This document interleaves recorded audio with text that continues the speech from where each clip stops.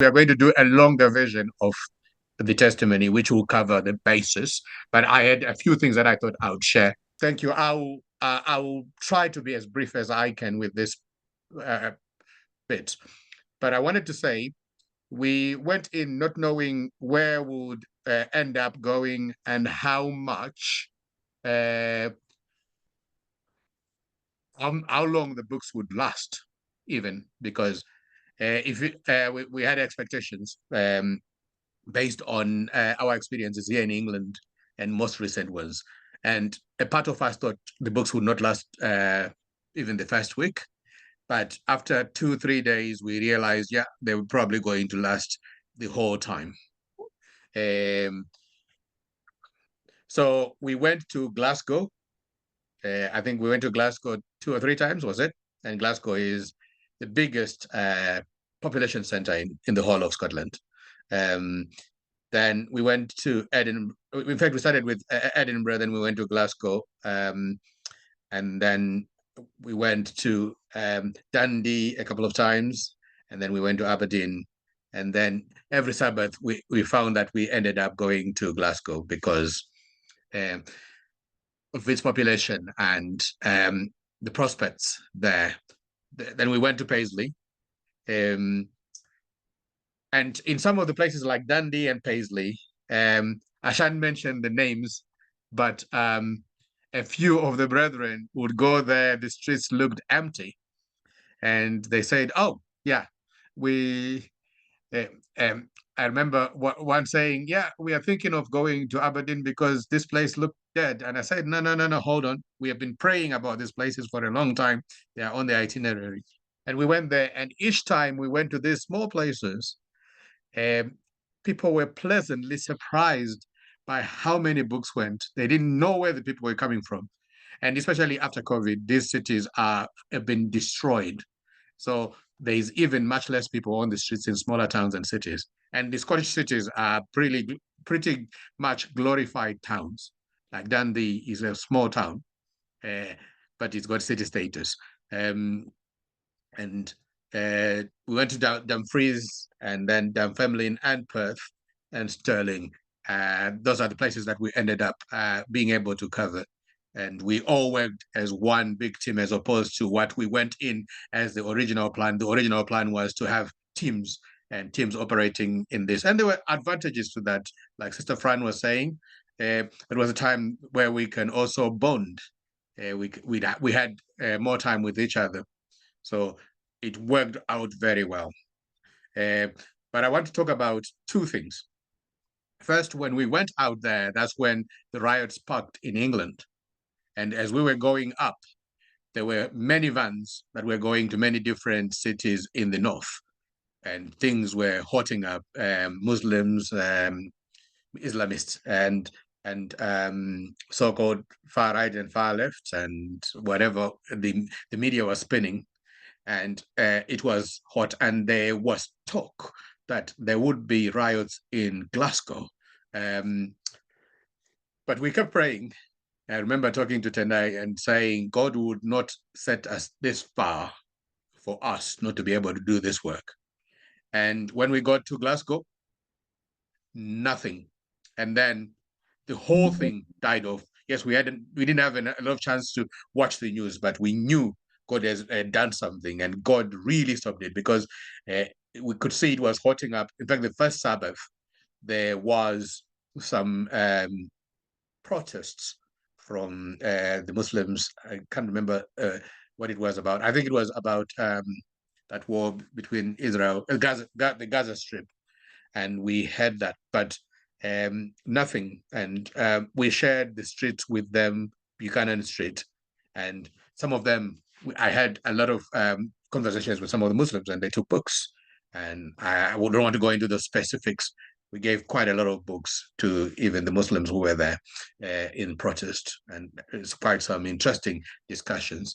So God stopped the riots so this way can go forward. And that's just showing that God is in control, in ultimate control. But also, there's the issue of rain. when we, I think it was in Preston, the Preston area, coming up to Lancaster, that's when we saw a lot of police vans going south, and some of them even going our way. And then the next thing that we saw as we entered the Lake District, it started raining, and it rained from there all the way into Scotland. And where we were, it was raining all night. So we went there before. I think it was still sunny. I think we were in the sort of Lake District. I can't remember, but maybe around 4-ish or so, 4-5. And it rained from that time onwards until the next morning at 11 o'clock. And there were puddles on the roads, and it was very wet, but it was also very windy. And that rain never stopped until we packed and we were going to start the work in Edinburgh. And because we had not slept, it was a very difficult evening. So we started late the first day, and we started in Edinburgh, joined Brother Patrick. But as soon as we left, the whole rain disappeared. And in Edinburgh, it was very sunny. What temperature was it, Brother Patrick? Do you remember? I think almost into the 30s. Yeah, sometimes we get that high. Yeah, it wasn't. Yeah. It was survivable. Yeah. Yeah. And it was very nice and warm. And yes, we ended up having. I don't think that day we had any sporadic rains, as far as I can remember. It was no rain. Nice and dry, and that theme continued for 14 days, with the exception of Paisley, where we had, was it Paisley? I can't remember, where we had 20 minutes rain, and what Brother Doug was talking about when we went to Dumfries. Dumfries, it was raining, and it rained quite a lot.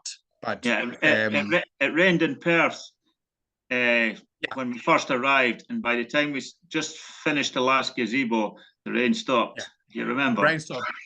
Yes, but almost everywhere we went, even when it rained the wrong time. I mean, the right time where we are not working. But when we were working, it stopped raining. I think I remember Glasgow, one of the days where it didn't rain when we were working, but when we were left, I think with the children and I think Sister Toera or someone else, I can't remember who was there. Then it rained thoroughly just before we loaded, but we were able to protect everything because everything was gathered in one unit. But overall, what I am saying is God protected us wholly for 14 days from the rain. And guess what happened?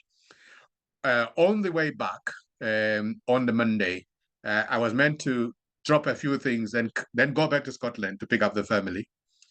And there was a lot of rain and a lot of wind. Unfortunately, we also had a breakdown. The what do you call it? The alternator on the van decided to blow.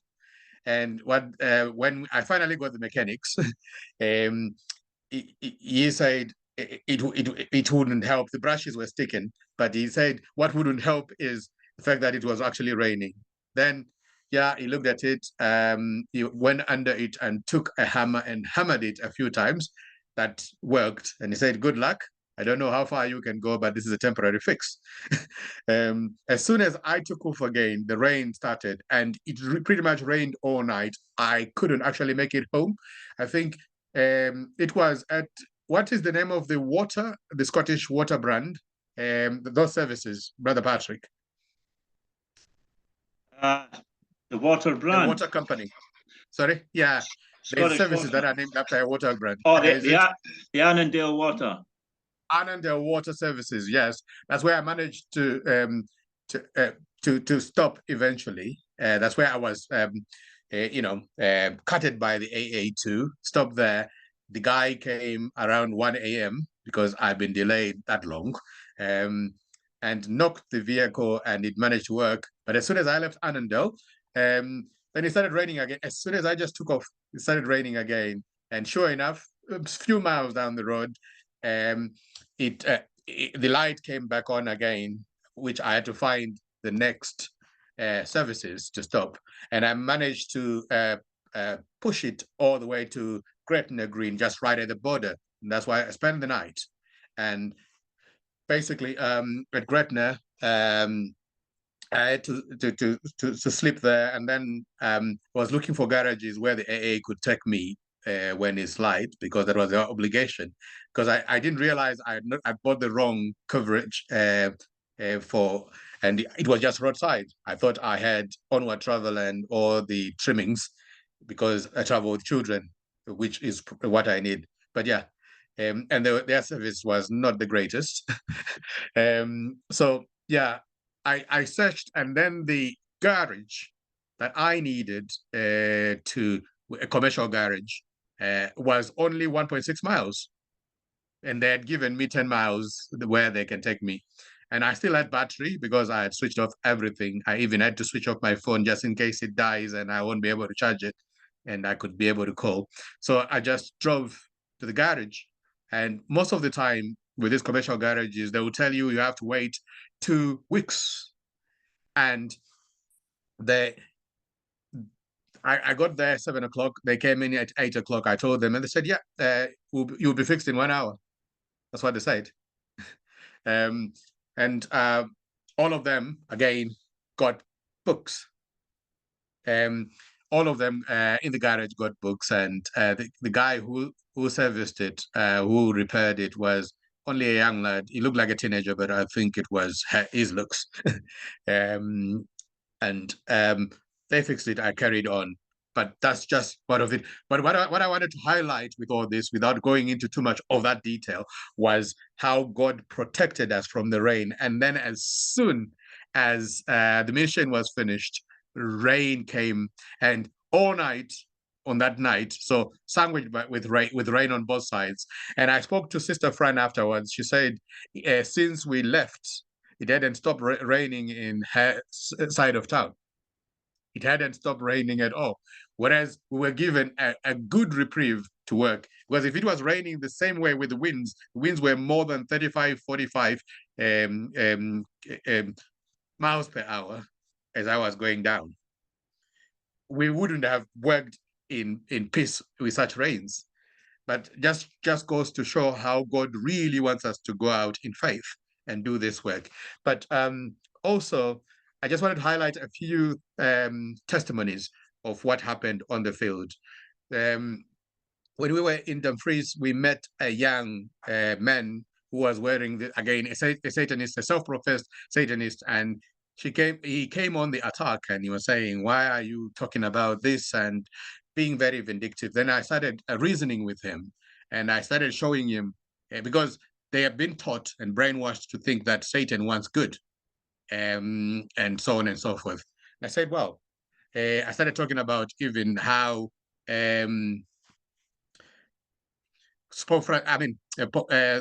Vatican unveiled Moloch, and Moloch is an ancient pagan god in the Bible that sacrificed children. It's almost like symbolism for what they are doing with this 6 color rainbow thing. But this is at the time when Pope Francis was calling educators and volunteers to go to the Vatican to be told about how children should be, educated. And surprisingly, during that very same time, that's when they unveiled Moloch. And I was talking about how there's many children disappearing in the system without going into the details, but there's a lot of children disappearing, especially migrant children who has been separated from parents. And I think in the US alone, 600,000 last year disappeared, and nobody's talking about it. But and then I was telling him about the satanic law, which is the only commandment, which is do what thou wilt.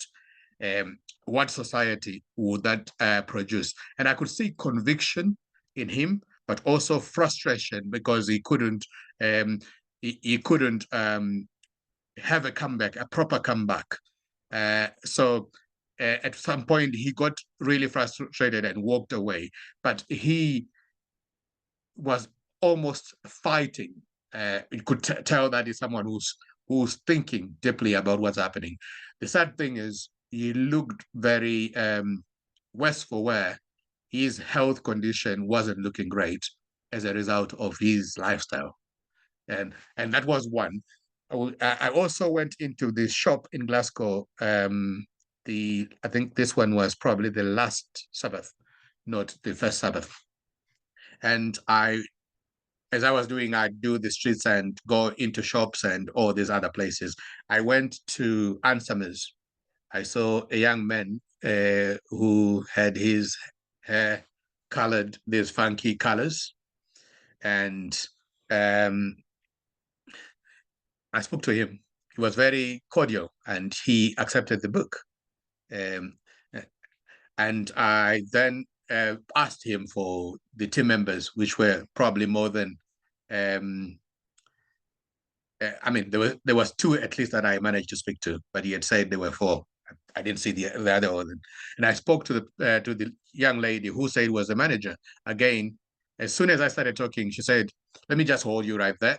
I am coming from the opposite. I am a Satanist." I said, "Oh, that's fine. We can talk." Um, and yeah, we started talking. I started showing her what the book is about, the health. Again, she's one of those so-called Satanists who think the devil is looking for good. And they look the part.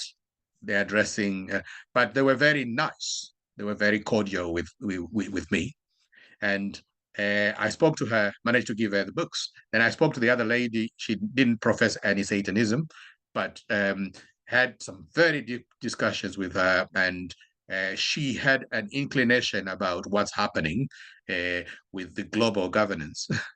And she said, "Yeah, I'll read both books, Minstrel Failing and Great Controversy, but especially this Great Controversy because I want to find out more." But obviously, they were bed of a feather that that influence of Satanism is happening, and this is where I sort of differ with people when even some powers that be are claiming territories, but all these people are on the streets, and that's the territory of God. While we are busy saying, "Oh, when you come to our territory, you need to let us know," and all that, all these people are going to Christless graves because people are not doing the work that we've been set to do. Who, as we are claiming territories, who will minister to these Satanists? Who ministers to these young people? Yeah. So when we have the political side of it, is why sometimes it just goes over my head. I have to ignore that because we have got all these people. The devil has got them in his vice grip of sin and you know, we need to go and rescue these people. But one more thing that I wanted to say was the young people. I know it's been highlighted a little bit, but they are being called Generation Z, Generation Z. And if you look at the gospel, Jesus says that he is the Alpha and the Omega. In other words, the whole alphabet. And if you read from A.T. Jones, he will say all knowledge comes from faith. And the faith that we have as children, as your mother and your siblings would teach you your ABCs pretty much. If a child was to question why A is A and B is B, no one will ever know. But that's how we learn. And everything that is any useful knowledge, it has to come from faith. And we have faith in the alphabet, and then it opens up all the knowledge of all this. And what I've been sharing with some of these young people, because I've met a lot of amazing people lately, amazing young people. In fact, before I talk about the young people, I'll talk about some of the young people that we met. This was Sterling. Two lads, probably barely over 10. One of them bent the book, and I followed him. And he dropped the book, then I picked it up. And we had a right argument back and forth. He kept coming back, saying that it is his book. We are giving it for free. He can do whatever he wants. And I said, "Yeah, you can do whatever you want, but not burning the book. And it's not yours. We bought it. We paid for it. So it is mine. And there's nothing that you can actually do about it." And he said, "Oh, you're violating my rights." He went about he went about 2 or 3, 4 times actually, coming back and forth. And at one point in time, he was approaching me. Then I approached to meet him halfway. Then I was speaking to another young person who was a great contrast. He was a young lady, probably in mid to late teens, or even up to 20. And I spoke to this young man, and I told him, yeah, you cannot have books and you can't behave in this manner. And when he was saying you're violating my rights, claiming sort of whatever rights he was, you could see that it's demons that you are speaking to. It's not normal. And I said, well, if you feel violated, why don't you call the police? Which he attempted to do. I thought I would flinch. And then when he realized I didn't react to that, then he stopped. But while he was busy disturbing me, I was speaking to another teenager who was very mellow and very mature. And we had some really deep discussion. And I was even telling her the reason why we are on the streets is exactly this. This is a testament of what the new education system is teaching people, no morality. And yet your family has taught you. And I was talking to her, and she had nothing to say, but to really, she appreciated the value and the value of the books that I was giving, and the discussion that we were having. And I'm often telling these young people that they are Generation Z, and back to the alphabet and knowledge and faith. They are Generation Z, which is the end of the alphabet. So Christ is the Alpha and Omega. If we have come to Z, nothing. I've heard some people trying to say there's Generation Alpha. There can't be Generation Alpha, especially based on Bible prophecy, because this is the end. And as such, what I'm telling the young people who are being so-called Gen Zs is God is dependent on you. And in this Gen Z, there is those who the enemy has got a grip on, with like this 10-year-old boy or whatever age he was, 13, whatever it was. And then there is those in that very generation that have been looking at what is happening, and they are realizing a change is needed and a change must come. And those are the ones who will finish this work. The Bible says it, spiritual prophecy says, and they are the ones who are going to finish the work. So that was, in a nutshell, some of the experiences that we had, negative ones, positive ones, but it's a celebration. And as such, one thing that I wanted to say, the people are very receptive. And yes, from my observation, they are not as receptive as the cities in England, but very receptive. And so much so that the books that we went to, it goes to show that God, we went to Scotland with, it shows that God knows what we need. We had said we may need up to 100,000 books. I think there would have been a lot, not because we should be limiting the number, but all of the books went, and not much remained except for the Steps to Christ, which we knew were probably not going to all go because we had oversubscribed on those because due to the price. We had 20,000. I think those we managed to give out 5,000 of those. So God really blessed, and God had almost calculated to the T how many books we needed.